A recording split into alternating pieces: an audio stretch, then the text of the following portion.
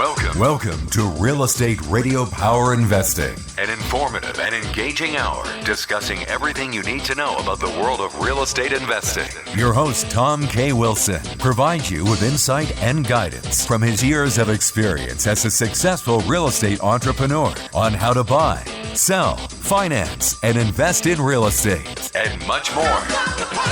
Now, here's your host for Real Estate Radio Power Investing, Tom K. Wilson. Nice to have you back, and thanks for tuning in to our Real Estate Radio Power Investing program, where we empower you with the education to maximize your investing success. We're broadcasting from the number one business radio station in the San Francisco Bay Area, KDOW AM 1220, the Wall Street Business Network. I'm Tom K. Wilson, your host for this weekly program on real estate investing. If you can't make the live show, you can catch our podcast on TomWilsonProperties.com or on iTunes or on YouTube.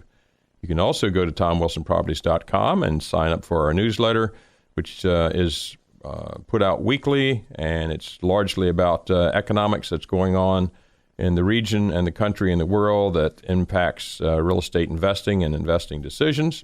You can also, by so doing and signing up for that newsletter, you will then be on our client base, which allows you to have access to our commercial syndications that are typically available for $50,000 a share and are only available to our clients. And these are kinds of products that typically only institutional investors or large investors can afford to be invested in. And from time to time, we also have some houses that are available, turnkey houses. We have with us today John Burns from John Burns Real Estate Consulting. And John is regarded as an expert in his field for studying what's going on in the single-family home real estate marketplace in the United States. John has a BA in economics from Stanford University, an MBA from UCLA, and he also is a great baseball fan. So, John, welcome to the program. And what kind of analogy can you give us about our economic times and a baseball game? You want the inning analogy? I was gonna go with the economy is doing a lot better than the San Francisco Giants this year, which the Giants are my team, so I feel your pain there. I guess you're in the Bay Area. You're probably a Giants fan too. Yes, indeed.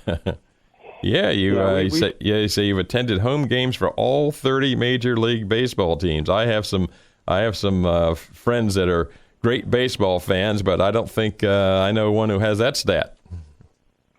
Okay, well, now you do. Good. John? Well, go ahead. I was going to answer your question. On the baseball analogy, I'm really saying you got to look at the economy more than the housing market, and I find that a lot of people look at housing stats as to what sort of inning we're in. I don't think it's housing that's going to cause the game to end this time. I think it's going to be other sectors of the economy, but housing will get impacted by that. So we can spend some more time talking about that later if you like. Sure. Of course, I know, by the way, tell our listeners that John, again, is going to be a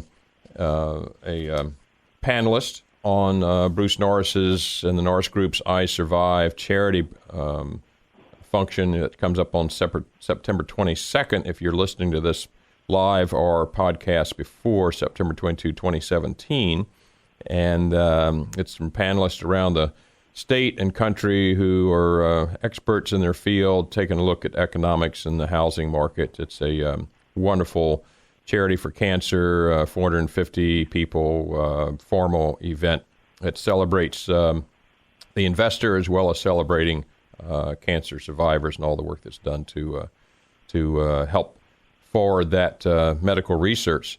So John will be back there this year, and because of that, he knows Dr. Doug Duncan, Chief Economist of Fannie Mae, and Sean O'Toole and others, all good friends of ours, as our listeners know.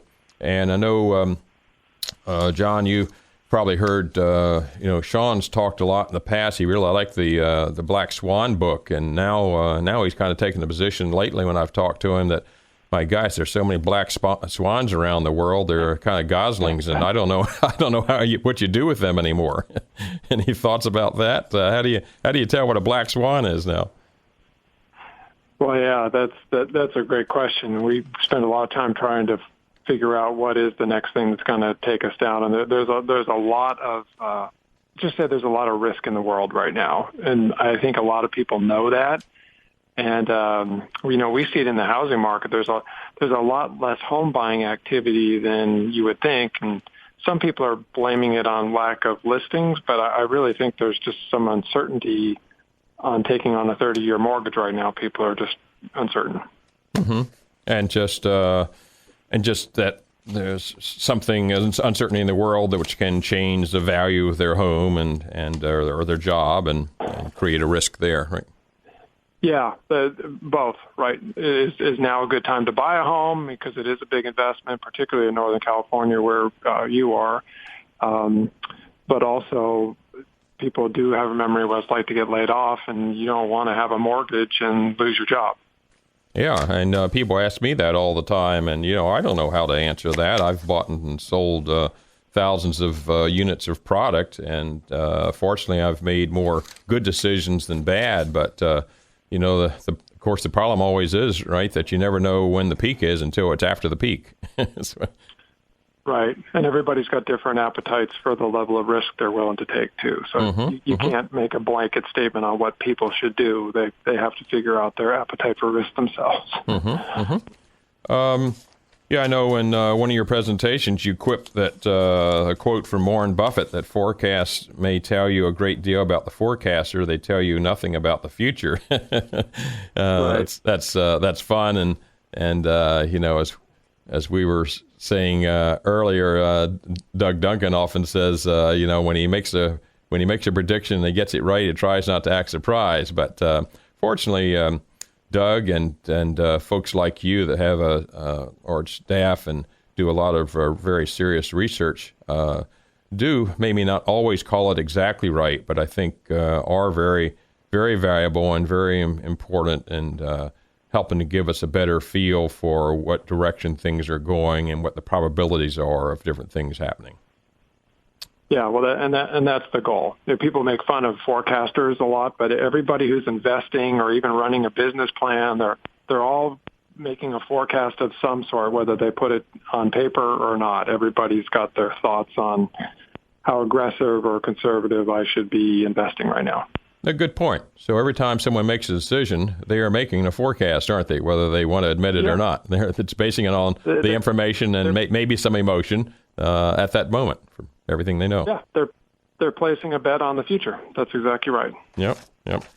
Tell us a little bit about your consulting group. What do they do? How big's your staff? And you're focused on residential, right? Yes. So I started the company in 2001. We've got 16 offices and about 65 people around the country, really doing two things. We're focused on analyzing every major market in the country to assess the risk and to put our neck out as to what we think is going to happen. We have a lot of clients in all those markets who give us a lot of feedback. John, you're missing this, and John, I think you're too high or too low. So it's a pretty collaborative effort with our clients, if you will. We have a couple hundred companies that subscribe to our research, and home builders, land developers, building product companies, Home Depot, Zillow's, all the single-family rental guys are clients of ours. So it's big companies.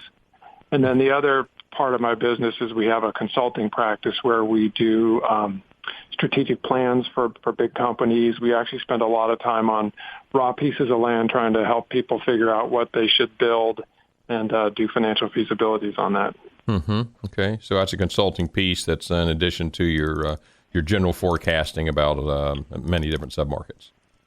Right, and one of the things we did recently was did a huge research project. We actually spent 9,000 hours combined, all of us, on a demographics research project to figure out where the demographics were heading because it was so confusing. And we published a book last October called Big Shifts Ahead that has been pretty well received.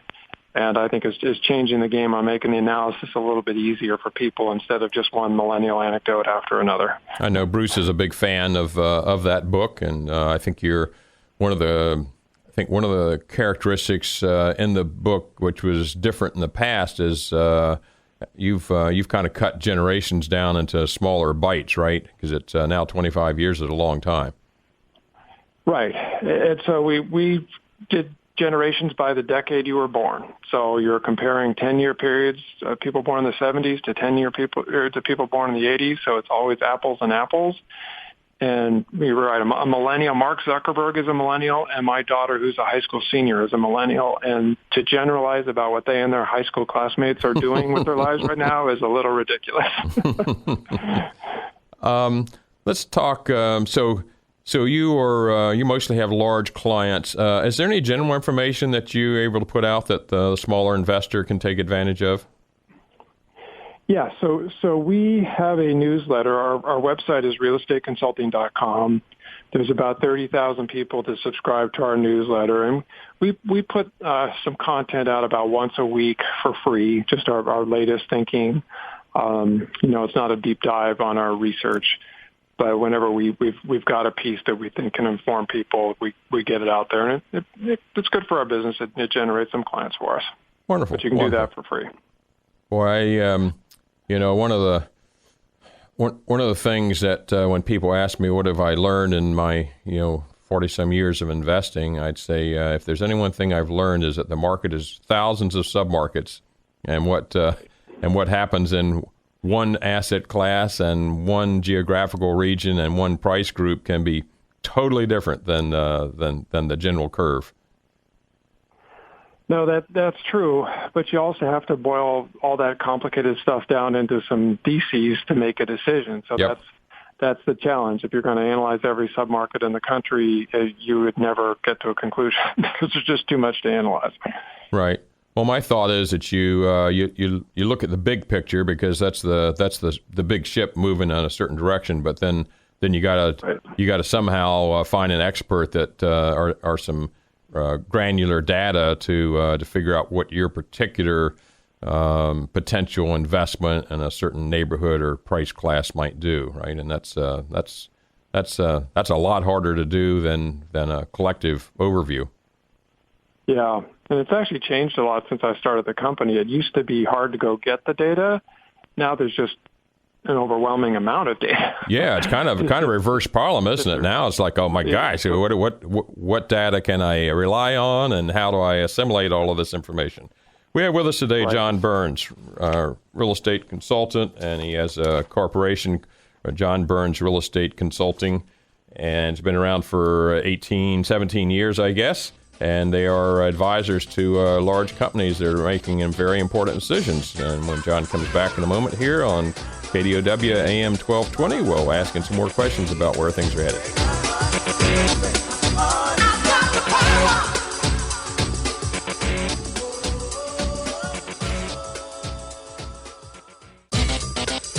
Welcome back to Real Estate Radio Power Investing. Streaming live on iHeart, TuneIn, and KDOW.biz. For more information on today's topic or guest, visit TomWilsonProperties.com. That's TomWilsonProperties.com. Again, your host for today's edition of Real Estate Radio Power Investing, Tom K. Wilson. Have with us today John Burns from the John Burns Real Estate Consulting Corporation that advises builders and developers and many other kinds of companies as to where the risks are and where their assessment is of where things are headed. John, by the way, what size staff do you have? We've got about 65 people. Wow, it's not too many corporations in the country have a staff of that size to do research on the topic that's specific, do they? Well, that's how we sell our research. Our research usually costs anywhere from $20 to $60,000 per year, but we tell people that you'll get 65 people for that. It's pretty good value. Yeah. Okay.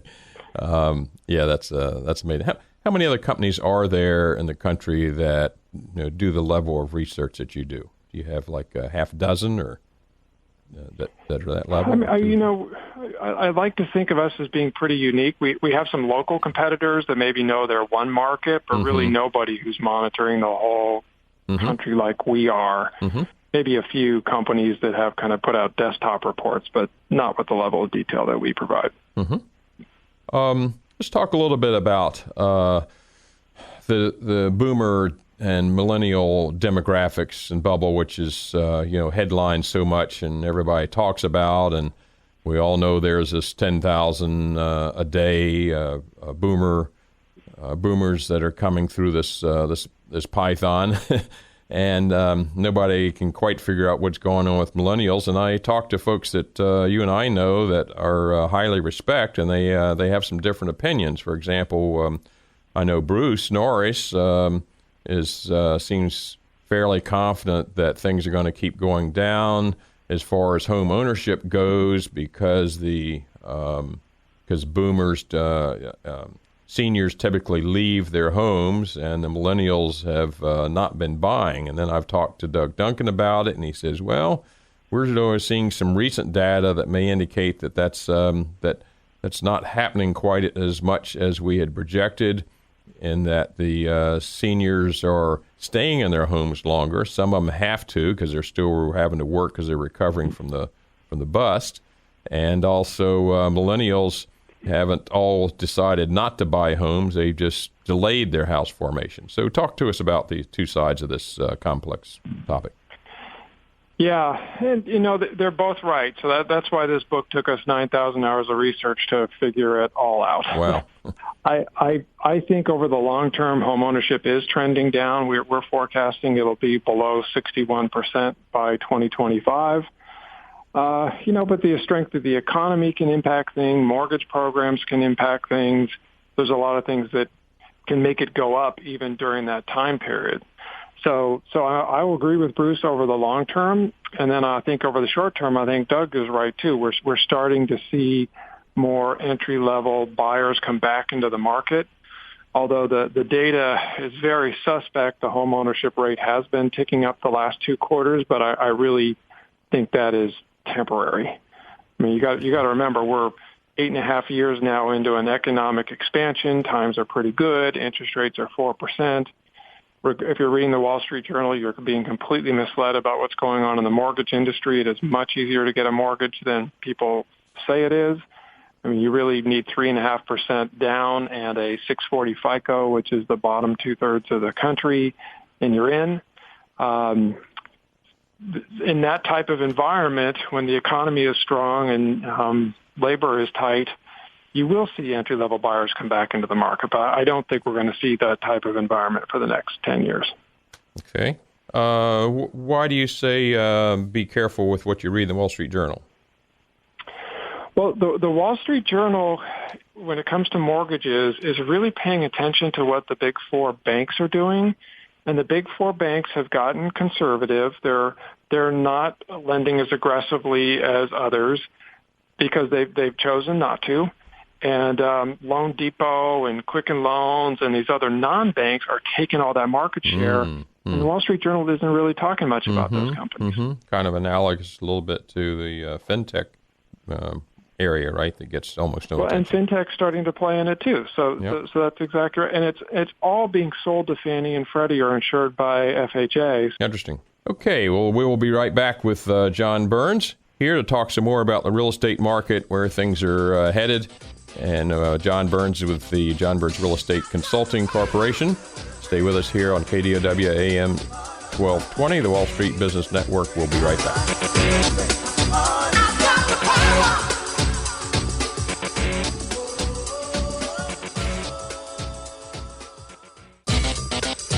Welcome back to Real Estate Radio Power Investing. Streaming live on iHeart, TuneIn, and KDOW.biz. For more information on today's topic or guest, visit TomWilsonProperties.com. That's TomWilsonProperties.com. Again, your host for today's edition of Real Estate Radio Power Investing, Tom K. Wilson. Pleased to have with us today John Burns, expert consulting corporation on the real estate market and economics that influence that. So, John, let's just for a moment let's talk about the broader picture. So, Our friend Doug Duncan says probably one reason that we're so far surviving, kicking the can down the road, is just because we're the best-looking horse outside the glue factory. So how long can we tolerate, do you think, this debt that we've got and our debt service that we've got, and this dilemma of my gosh, a free market should have interest rates higher, but if we do, we can't afford our own debt, but we can probably just keep kicking the can down the road as long as others are in trouble too. Talk to us about this topic, if you will. Well, if I knew the answer to that, I'd be a wealthy man. What Doug is alluding to is the risks just keep building every day. The longer you kick the can down the road, the more painful it's going to be when the next Lehman Brothers type event occurs. And I think he was referring specifically to a lot of government debt at the federal level, but there's just as many problems at the state and local and pension fund level. And we actually did a white paper about 6 months ago looking at a bunch of industry sectors. We think the healthcare industry is completely overlevered. We think the unicorn valuations are a bit ridiculous. We think the auto industry is in tune for a big disruption. Everybody knows how Amazon is upsetting retailers. Any companies that are getting upset that have borrowed a lot of money are facing a lot of risk. And I just can't tell you when that event occurs, but the one I'm most concerned about, honestly, is the healthcare business, particularly the publicly traded companies who've been growing like crazy with a demographics argument that is good, but I think they've been growing faster than the demographics. They've been relying on insurance companies and individuals to fund the whole thing, and their borrowings, I think, have increased by a couple 100% since 2009. Now, are you referring to health care, or are you talking about researchers and pharmaceutical companies? All of it. All the pharmaceutical companies that are buying each other left and right and borrowing money to do it. All the healthcare companies that are putting little pop-up facilities on every street corner and now realizing they don't make money. All of that's going to come back to roost, I think. So that's one of the more leveraged economic classes of businesses. Totally right. It's focused on the publicly traded companies because the banks have not been lending to private companies in that sector. It's all public companies that are taking the risk. Interesting. So how do you reckon that with the general consensus that I think is out there is that, oh my gosh, you got all these boomers coming through and they need more health care and medical services and so forth. So that must be a good area to invest in. How do you reckon with that? Very simply. So it is a good area to invest in, and let's just pick a number that is going to grow, say, 5% per year. Mm-hmm. Well, if companies are borrowing as if it's going to grow 25% per year, Gotcha. They're growing too fast. Okay. So again, you've got to be very careful with broad swept conclusions. You have to look at that general data and know where to be cautious, but you evaluate each one on its own. Yeah, if there's a great opportunity, but the entire world invests in it, you can create a bubble. Okay. All right. We got John Burns with us here, expert in the housing marketplace and economics that relate to it. So we'll be back with John in just a moment to ask him how the market's doing in spite of all that we've been talking about on KDOW AM 1220.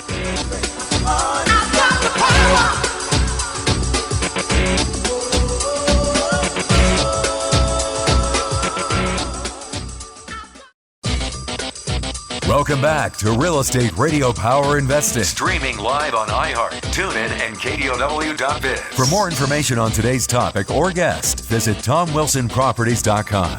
That's TomWilsonProperties.com. Again, your host for today's edition of Real Estate Radio Power Investing, Tom K. Wilson. What a pleasure to have John Burns with us here today. He's the founder of one of the largest consulting companies in the country about real estate, housing industry, and the economics that drive and relate to it. John, if we can here, I've on this last long segment, we've been talking about the big picture a lot, which I always think is a good place to start for folks in general. Certainly, I think so. Let's talk a little bit about what's been happening. How has this all played out in our actual marketplace that we're investing in and looking at every day?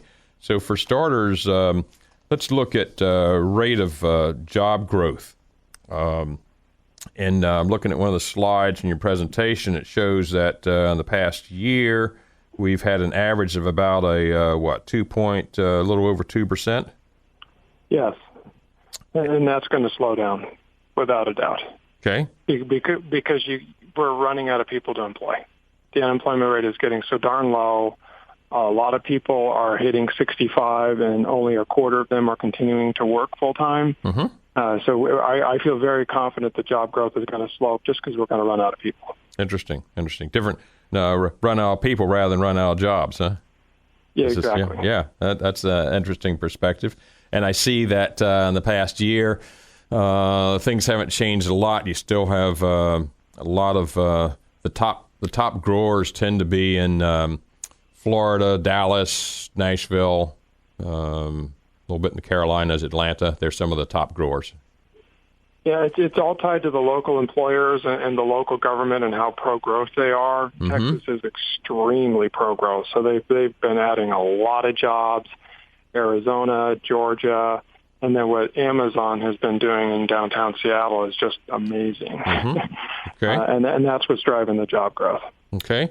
And let's talk about builders building new buildings. Now, I think the stats are like the demand, according to some, are like 1.7 million units a year. More or less supplying about 1.3. So there's like a 400,000 a year gap, and yet builders aren't building anywhere close to what they were at the last peak, are they?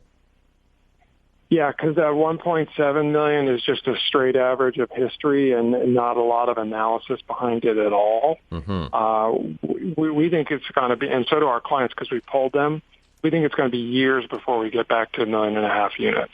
Uh-huh. Okay. And so people just haven't run the math.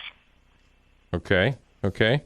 And but in the areas that are building, so again, some of the top ones are some in Florida, Austin, Riverside, San Bernardino, again, Orlando, Florida, and Charlotte. They're some of the top ones as far as the rate of new construction and builders.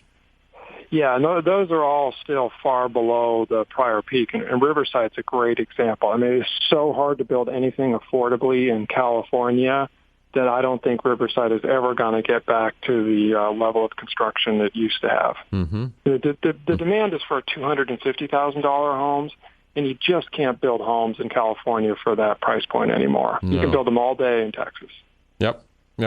Let's look at resale supply. Looks like in the country we're running somewhere around 3 months supply, and we have, interestingly, Bay Area as well as Seattle is just slightly over a month.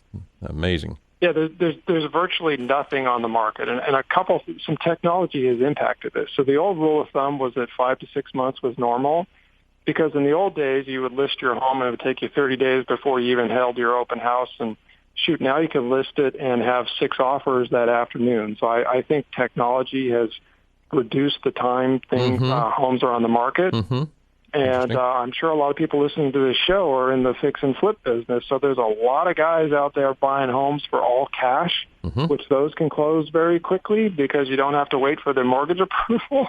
Yeah. And I think the fix and flippers have contributed to that as well. Yeah, I've Wilson Investment Properties has been focusing in recent years on commercial syndications because the so difficult to find housing product. We feel there are a lot of newcomers as well as folks in the business for some time that are just overpaying for product, and I don't want to compete with that. Well, one of the signs we look for is what's happening on television and how many fix and flip shows are going on television right now. Yeah. That'll tell you how many fix and flippers are out there. Yep. And they do 2 things, I think. One, they overpay because they don't calculate in enough costs. Number 2, they assume that prices are going to keep going up, and of course they will until they don't. Right. Okay, interesting. Looks like Chicago here has got the longest supply, about 5 months for Chicago. Boy, they've got their share. Chicago is the major market in the country that has yet to recover. And if I had a consumer confidence index in real estate by market, Chicago would be at the bottom. Wow. Consumers there are afraid that their property taxes are going to go through the roof once the state finances blow up, and it's keeping them from buying homes. Mm-hmm. You kind of think we're going to converge on about a 6% per year appreciation country nationwide? Our forecast is lower than that. I think we're going down to 4% next year and then 3% the year after that. Mm-hmm. But again, we're assuming some slightly increasing mortgage rates, and we're assuming a slower economy. So those assumptions are wrong. My forecast will be wrong. Okay. Now, it was a trick question, but I asked Doug a few months ago what he thought was more likely, that in 5 years interest rates would be higher than 5% or lower than 3%. What would you guess he said? Doug's a contrarian. He probably said, He probably said lower than 3. He did. Now, he didn't say that's what they were going to be, but he said if I have to pick between the two. Yeah. What's your thought? If I had to pick it, I think it will stay somewhere in that band between 3 to 5. Okay. And we look to the futures market, and the futures bond market is saying that as well. So if you disagree with that, you can actually make a bet in the futures market to hedge yourself. Mm-hmm. Okay. Yeah, I'm seeing up to 2020, you're kind of showing a general trend up to, but still under 5%. Right. All right. We got John Burns with us. We'll come back for a little wrap-up in just a moment on KDOW at 1220 a.m., the Wall Street Business Network. So stay with us. We'll be right back on Real Estate Radio Power Investing.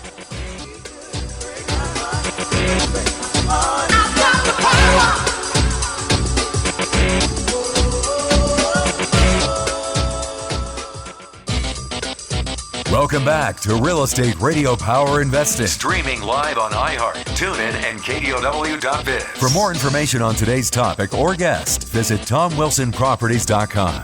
That's TomWilsonProperties.com. Again, your host for today's edition of Real Estate Radio Power Investing, Tom K. Wilson. From John Burns Real Estate Consulting Company, John Burns himself. It's been great to have him on today. See if we can do a little bit of wrap-up. Where are rents headed, John? We think rents are growing at about 3% per year right now in the urban areas. The urban areas tend to get overbuilt. The suburbs are probably growing a little faster than that. Mm-hmm. And where do you think it's headed in the next 3 to 5 years? I think it's about the same, and I think incomes are growing at about that pace too. There's a lot of data saying the opposite, but if you really look at wage growth for the same people year over year, it's running about 3 to 4%. Mm-hmm. Okay. We always focus on near term. Everybody's still, I think, suffering a little bit in memory of the last crash. But boy, it's not the first time we've had markets that have gone down. I think we just need to. My conclusion is you just need to keep yourself apprised of the data that's out there and have a plan and don't assume things will keep going up. Would you agree? No, I totally agree. We have a number of things we call intrinsic value indices, which is a Warren Buffett term, or I guess a Ben Graham term. You want to invest when over the long term things are underpriced and get out or take some chips off the table when they're overpriced. Mm-hmm. You say that to make predictions and forecasts, there a couple things you need to keep track of and watch. One is the 4 big influences of out there. Can you just outline them? Government policies and so forth. So what we covered in our book, Big Shifts Ahead, is the demographics are a great long-term forecaster, but there's 4 categories of influence that tend to impact behavior. Government policies, from whether they're investing in infrastructure in urban or rural, for example, or mortgage policy. The economy obviously impacts the cycle dramatically, but it has very different impacts on people in their 20s versus their 50s versus their 70s. new technologies have had huge disruptors, and one of the things we didn't talk about is what Airbnb is doing to the hotel market. I think something similar is going to happen in the housing market, where people start renting out their rooms, particularly seniors. And then societal shifts, like we're seeing with today's young adults getting married later and having kids later, and actually more likely to have a child before marriage than after. Okay. So those are the four big disruptors. Thank you, John. And your book again that you recently published? Yeah, it's Big Shifts Ahead. It's on bigshiftsahead.com, and you can buy it on Amazon. Okay. And your website for folks who want to sign up for your newsletter? Yeah, realestateconsulting.com. Wonderful. John, thank you so much for being on the program. You've given us a lot of fun information for all of us techies and some good, great insight as to what to watch in the big picture, where things are headed. It's been nice having you on. My pleasure, Tom. Thanks.